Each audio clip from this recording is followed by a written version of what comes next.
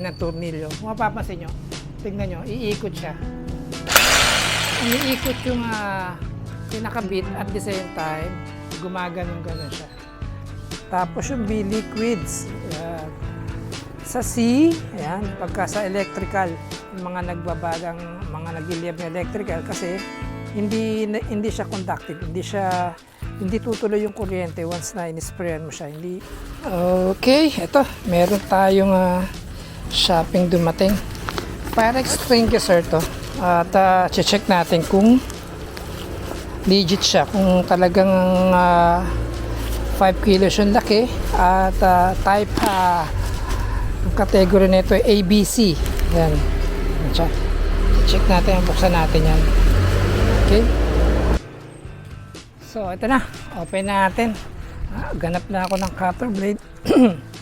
So tignan natin kung ABC nga itong klase ng ating fire extinguisher na nabili. Kasi pag ABC, tatlong klaseng pinagmula ng fire ang pwede niyang i-distinguish o patayin. Pagka letter A kasi ano siya sa mga organic, sulat ng mga papel, pagka type A, papel, at yung mga mabilis masunog. Ayan. So, okay. Masyadong nakabalo. Tapos yung kanyang type B naman, ang type A, ano naman siya, sa mga sunog na yung mga flammable liquids, tulad ng yan, yung merong gas, gasolina, yung mga liquids na ganyan. Yan ang kanyang mas effective siya gamitin. Ano natin. Tapos meron pang class C naman. Yung mga flammables, tulad ng mga pwede yung teka muna. Bakit ito siya? Ayan. Parang ang liit. Tingnan pa rin natin. Baka ayan. Natin. Ang binili ko to, nakalagay sa kanyang page ay approve siya ng fire department tsaka DTI. Sabi dito ay meron siyang kasamang okay. May kasama siyang bracket. Tingnan natin. Kasama ang bracket.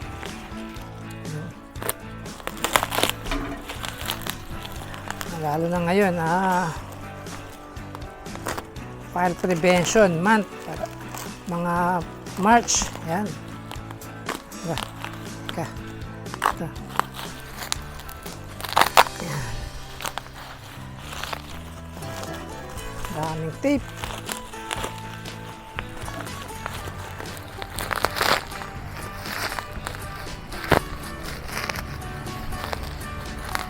Diba?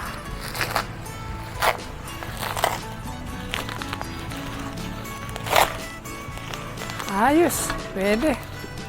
So, yan siya. Okay, good. Type A, B, C. Ayan.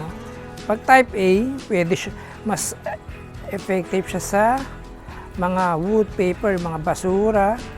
Tapos yung B liquids. Ayan. Sa C, ayan, pagka sa electrical, yung mga nagbabagang, mga nagliliyab na electrical kasi hindi siya conductive, hindi tutuloy yung kuryente once na in-sprayan mo siya, hindi tatawid, gawa ng hindi siya conductor. Yun. So ito siya. So yung type C, no, yun ang the best na pamatay sunog pagka sa mga kuryente. Kung mapapansin nyo, no, yung mga bumbero, pag minasusunog na kuryente o transformer, intermittent, paputol-putol, spray patay, para kung may kuryente man ay napuputol yung daloy ng kuryente. Kaya ganun ang pag-spray ng mga bumbero pagkadating na sa kuryente. Sa mga minsan kasi sa mga poste, di ba, nagliliyab yung mga transformer. Yun ang isa sa dahilan kung bakit paputol-putol yung buga nila ng tubig, para hindi nga naman tumula yung kuryente kung sakaling malakas ang voltahe. So ito, maganda siya. Ang gauge niya ay nasa green pa. Okay. So ito, isasabit na lang natin ito ng maganda, kung saan magandang ilagay. Okay. Ayan, ganyan siya. Ayos. Okay, so ito, siguro dito ko na lang ilalagay itong ating fire extinguisher. Ayan. Ganyan siya, dito na lang. Dito ko na lang siya i-drill at malapit sa pintuan. Kasi ang best location talaga na pinaglalagyan ng mga fire extinguisher ay sa malapit sa mga doors. Ayan. Ayan, dito. Mga exit sa mga nakikita ng tao para may access yung mga ibang tao just in case na kailangan ng fire extinguisher, magagamit agad, madaling madampot. Madampot sana sa mabuting pamamaraan, gagamitin sa sunog, wag lang nanakawin. Yun lang. Ayan. So dito na lang siya. Ayan. Meron kasi iba, mga fire extinguisher nakalagay sa isang tabi, nasa sulok, kung saan natatakpan ng mga kung ano-ano dyan, yung mga minsan natatakpan ng mga balding maliliit, silya, hindi nakikita. So, the best location talaga ng mga fire extinguisher ay sa mga doors. Entry-exit doors, sa may kitchen. Sa kitchen kasi, nalagyan na rin doon. Meron na rin ako nilagay doon na maliit. Yan yun, na fire extinguisher. So, yan. I-mount natin siya dito. Dito mismo natin siya i-mount. Ayan. Kita ng mga tao. Entry. Ayan. Papasok and exit. Ayan siya. Okay. Okay, kunin muna natin ang gitna nito. At ang elevation nito, papantay na natin. Ayan. Ayan siya. So, ang gitna.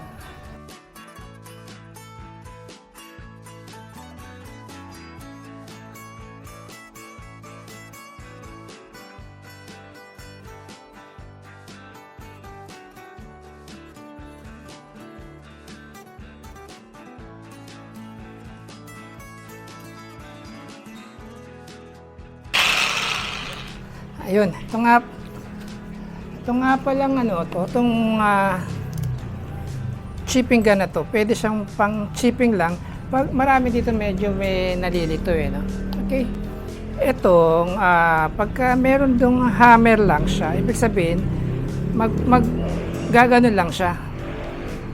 Kumbaga, hindi iikot ito. Pag tulad yan to, yan, nakatik-tik, ibig sabihin magtitik-tik ka lang. Yan, hindi umiikot yung pinaka-bit. Ngayon, kung magbubutas ka ng barena, ay ng pader, ayan, lalagay lang siya sa may hammer na nakalagay dito, na drawing tsaka drill bit, lalagay mo siya doon pag magbubutas ka ng pader, maglalagay ng tornilyo. Kung mapapansin nyo, tignan nyo, iikot siya. Umiikot yung pinaka-bit at the same time, gumaganon-ganon siya. Pero kung naka-hammer lang siya, yan, nilagay ko sa hammer, hindi umiikot yung drill bit, kung mapapansin nyo. Ganun lang yan. So tayo magbubutas, lalagyan natin sa hammer at drill. Yun na doon nakalagay. So ayan. Okay, tayo ay magbubutas.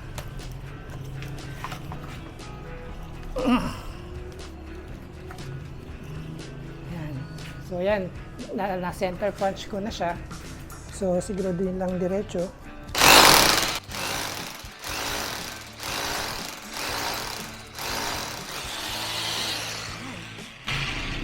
Okay. Tapos at ganun din sa taas. Ayan.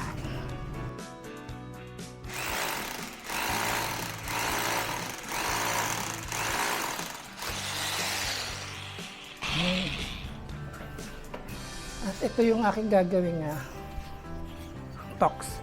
Yung kahoy lang na aking pinapointed. Yun, pasok na yun. Kabuo na siya nun. Kung gusto pang dagdagan, pwede pa. Pero sagad na. Sagad na siya. Ayan, tapos puputulin na lang yan. Ayan, nasira na yung ating skim coat. Pero matatakpan ng ating ano naman. Ganun din dito sa taas. Ayan na siya. So, halagyan naman natin siya ng tornilyo. Asan na yung ating tornilyo? Okay, so yan. Nabutasan na natin. Yung mga butas na siya. At atin na lang ikakabit itong ating bracket ng ating fire extinguisher. Ayan. So,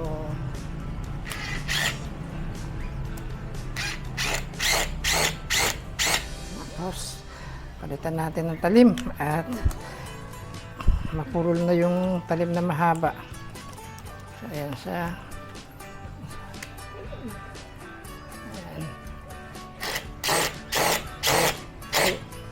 Ayan. Dito tayo sa baba.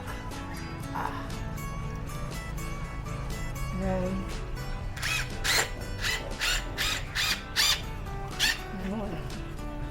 Okay. Basta siya. Okay, good.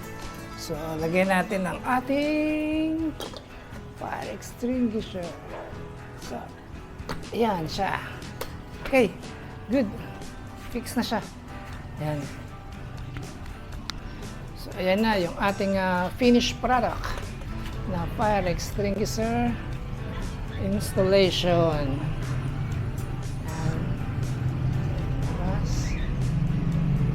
Ano, nasa daan talaga. Kitang-kita. Para kung sino man yung malakas ang loob na gumamit, pagka merong pangyayaring hindi inaasahan, wag naman sana, madali lang siyang i-pull. So, simple lang siya. Pull mo lang rito, so mag-incline siya. Ayan. Hatak ko pataas lang. Okay? Ayan.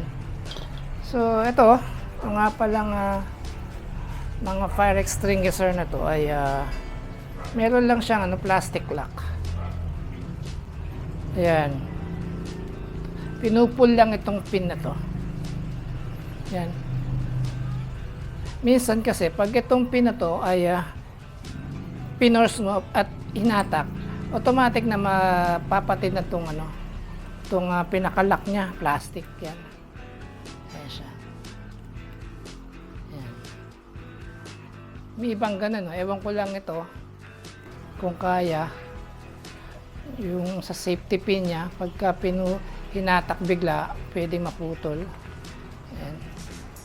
So, ayun. So, ayan.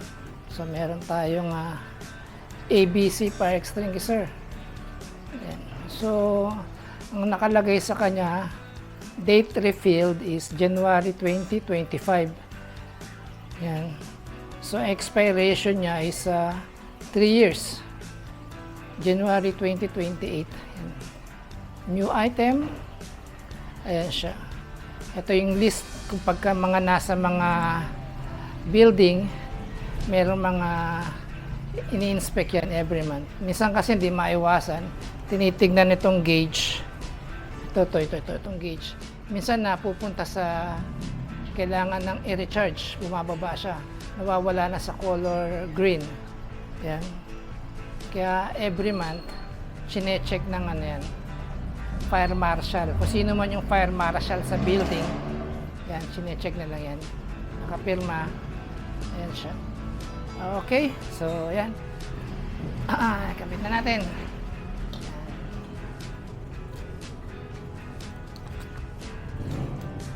Okay.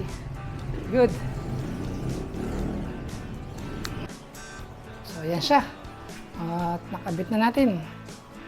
Yan siya. Yung labas. Entrance.